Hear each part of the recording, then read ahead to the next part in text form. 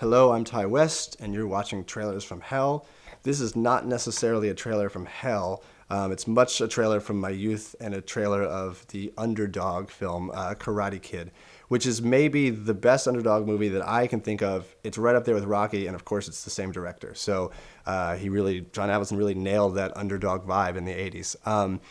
What I love about this is a movie where people always talk about, like, what are your top 10 movies or your top 5 movies? And it's very hard, especially for me, to say anything about that because it's always changing, or there's just so many movies that I like so much that I can't really quantify them. But I'd be very hard-pressed to not have this be in the top 10, if not the top 5, because I think this movie it's so iconic. Everybody knows wax on, wax off. Everybody knows sweep the leg. Everybody knows the crane. Everyone's at least done the crane technique at once in their life.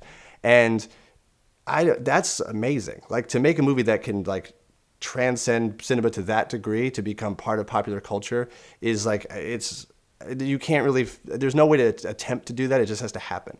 And this is one of those things where I feel like all the stars aligned to make this movie. And it has possibly two of the best, most naturalistic performances from young actors. Ralph Macchio and Elizabeth Shue are incredible in this movie, and their chemistry is amazing.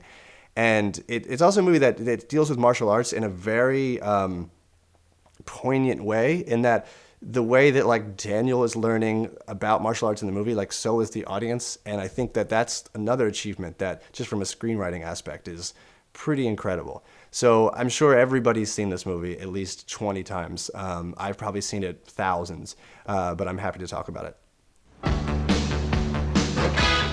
This is it. This is the end of the line. Telling me.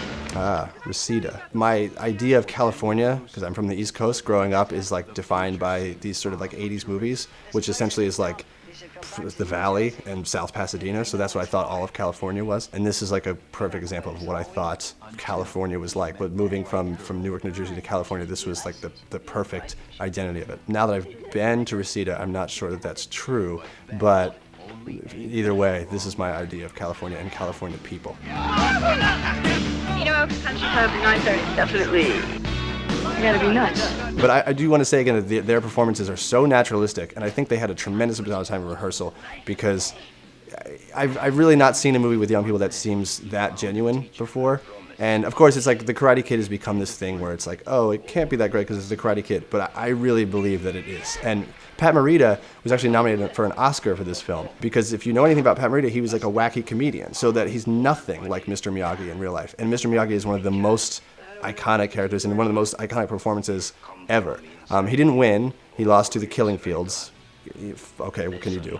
But it's one of those movies that I think gets thought of as just like something from the 80s, and I get it, but it's really a much better film than that. And what makes it work so well for me is that there really isn't very much karate in the movie until the second half. So it's an hour of being this sort of out-of-place kid from New Jersey trying to find his way in California. And then, like, because of being bullied and whatnot, he has to learn karate, and by learning karate he gets more confident in himself, and everything starts working out better in his life. So it's a good analogy for what martial arts can do to benefit your life. You know, if you saw a Karate Kid movie now, I guess they did remake it, but if you made a movie like this now, the idea of waiting an hour before there being any karate is just unheard of. And I think it's what makes the movie work so well, is that you spend time with the characters and you learn to love them.